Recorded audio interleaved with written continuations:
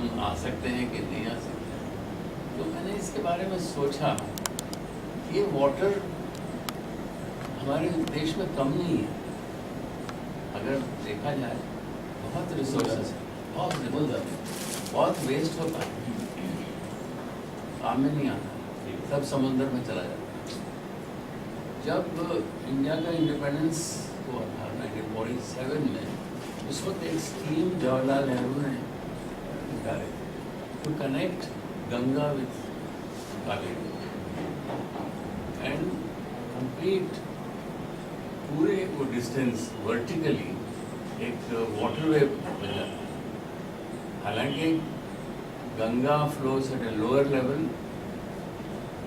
Kaveri flows at a higher level, but the engineers had thought of how to pump the water at various stages.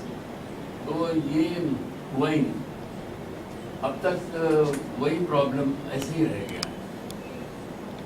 तो मैं कल ऐसे times of India को letter लिखा कि भाई जैसे एयर के लिए कोई बॉर्डर नहीं होता है, सनलाइट के लिए कोई बॉर्डर नहीं होता है, तो पानी के लिए भी कोई बॉर्डर नहीं होना चाहिए। All the elements of nature should be accessible by everyone.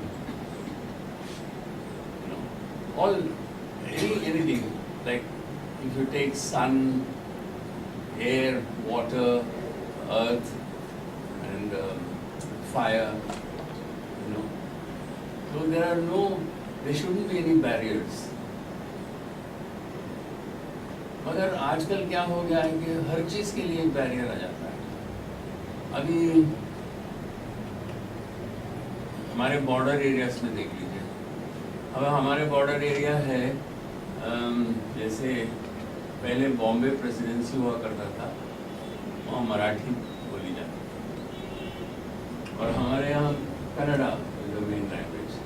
अब बेलगाम जैसे शहर है, वहाँ ये डिस्प्यूट 60 साल से चल रहा है कि मराठी लोग कोऑपरेट नहीं करते कन्नड़ा लोगों से, कन्नड़ा लोग। जब हम लोगों ने एक्सेप्ट कर लिया 1956 में कि ये जो linguistic division of the country, तो वी शुड फॉलो इट।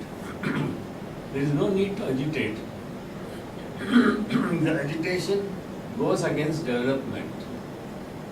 अगर आप कर्नाटक में है या महाराष्ट्र में, क्या फर्क होता है, सारा हिंदुस्तानी तो है।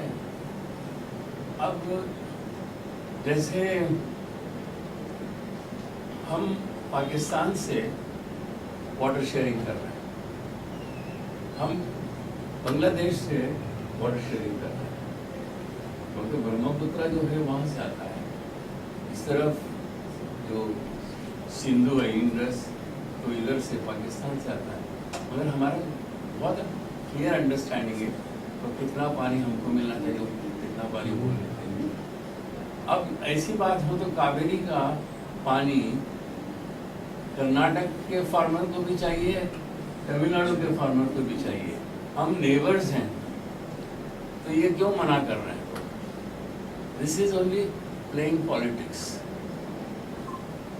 इसको, ये पॉलिटिक्स को खत्म करनी चाहिए। This is a wrong politics, it's a reactionary politics. It has to be discouraged. तो ये हो नहीं पा रहा है। I mean, every year that we have this problem. और हमारे यहाँ रिसोर्सेज की कोई कमी नहीं है, जैसे मिनरल्स, कोल, यू नो, आजकल आप पढ़ रहे हैं डेली ये जो स्कैम्स एक के बाद एक आ रहा है। there is plenty of resources in this country, but we are not managing it correctly. That's why all this problem comes up, and people are using it for political reasons. All these problems are politicized, whereas politics has nothing to do with this. It's an economic issue. It has nothing to do with politics. तो ये इस तरह मुझे अच्छा लगा कि आज ये 3 फिल्म आपने सोचा था कि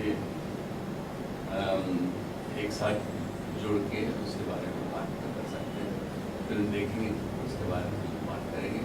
और मेरा जो है ताल्लुकात उन लोगों से है, मुजफ्फर अली तो हमारे बहुत अच्छे दोस्त हैं, गौतम घोष भी बहुत अच्छे दोस्त हैं। हम लोगों ने काफ़ी एक दूसरे से मिलते रहे हैं और बातचीत होती रहती है। और गोपिका ज़मीन में तो बलराज जी थे, बलराज जी मेरी फिल्म में भी उन्होंने काम किया, गरम हवा में। और उसके अलावा हम इप्टा से जुड़े हुए हैं, तो इप्टा में मैंने उनको भी डायरेक्ट किया ऑन स्टेज, और उनका लिखा हुआ प्ले जैसा सूक्ष्म रूप एक प्ले है जो बलराज जी ने लिखा है, तो उसको मैंने डायरेक्ट किया। तो हमारी ताल्लुकात जो है बलराज सिंह से बहुत नज़दीक है। और विमल रॉय भी कलकत्ते में इप्टा में ही थे, बॉम्बे आने से पहले वो इप्टा में काम किया। तो इस तरह हमारा एक संबंध है इसमें। हालांकि मैंने खुद इन फिल्मों में मैंने काम नहीं किया, और फिर भी philosophically and politically I am with this films.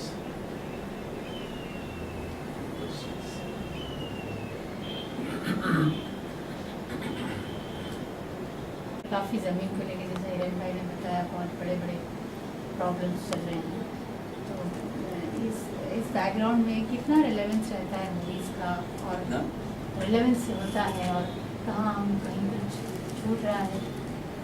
Relevance तो है, मगर क्या है कि बहुत सी बातें जो ऐसी होती हैं तो एक तरीके से एक दबाव है गवर्नमेंट की तरफ से, और ज़्यादा दबाव अब होता है इसलिए कि इलेक्शन बहुत जल्दी होने वाला है। दिसंबर में गुजरात में इलेक्शंस हैं, असेंबली इलेक्शंस, तो naturally they want to have a hold the present government. तो इस वजह से वो लोग इसको उनके कंट्रोल में रखने के लिए सब कर रहे हैं। This is a deliberate act. हाँ, इसमें बहुत से लोग सैक्रिफाइस हो जाते हैं, बेचारे innocent people, poor farmers, they get killed और दे कमिट सुसाइड। ये नॉर्मल ये है, क्योंकि ये जो आपके जो सुसाइड का मामला है तो सिर्फ गुजरात में नहीं है, महाराष्ट्र में भी है, कर्नाटक में है, उड़ीसा में है, ये all over the country this problem है। तो actually there is no, for example जैसे आजकल लोन्स जो हैं, लोन्स मिलते हैं आपको, खेती करने के लिए लोन मिलता है, तो खेती करने से लोन तो ले लेते हैं और उसका चुकाने के लिए उनके पास पैसे नहीं होते, तो इसलिए वो सोचते हैं कि कोई कैश क्रॉप करना चाहिए, और ऑर्डिनरी क्रॉप से उनको फ़ायदा नहीं है, तो वो सोचते हैं कि कॉटन ग्रो करें, क्योंकि कॉटन में बहुत ज़्यादा पैसा आता है वापस। तो इस तरह तो अल्टीमेटली क्या है कि this is a sickness all over the country.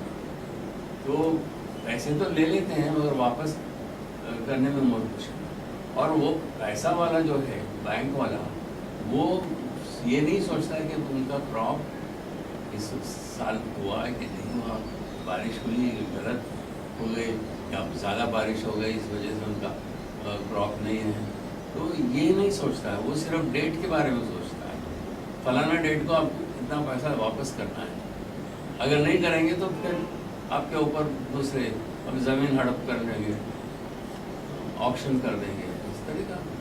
This is a threat. तो इस वजह से बेचारे वो सुइसाइड पे ही ultimately they have no other alternative. तो this is a problem which all over the country we have. मैंने रिसेंटली एक नाटक किया गिरजा के सपने, तो उसमें यही सब्जेक्ट मैंने लिया है, और ये लालच में पैसा ले लेते हैं बैंक से पहले ज़मीन के लिए लेते हैं, उसके बाद उनको घर के लिए लोन मिल जाता है, उसके बाद कार के लिए लोन मिल जाता है।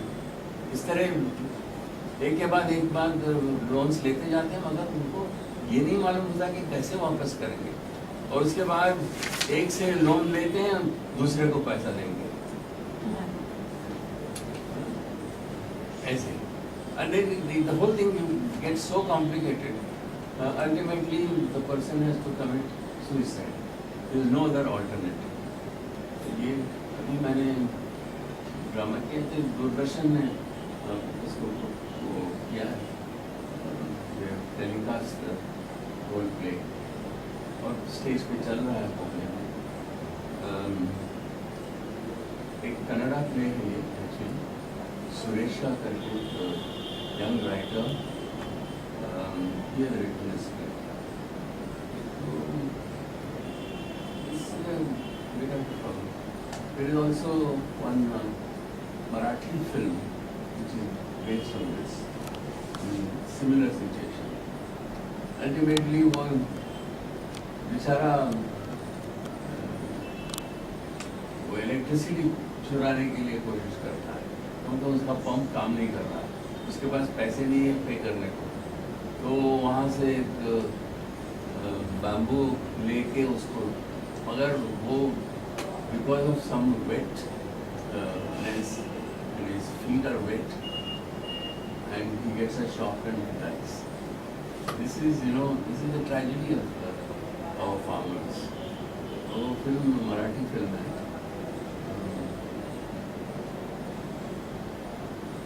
it is when you translate it, it becomes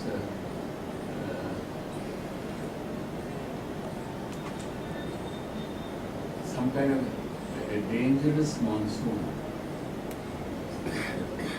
House in water, rain. It is a very good film. Sometime you can find out about it when you get this film. And that is another theme which you can use, especially the farmer suicide. Why is it happening all over the country? That is a very good theme, very topical theme, and it's urgently needs for people to understand this whole problem.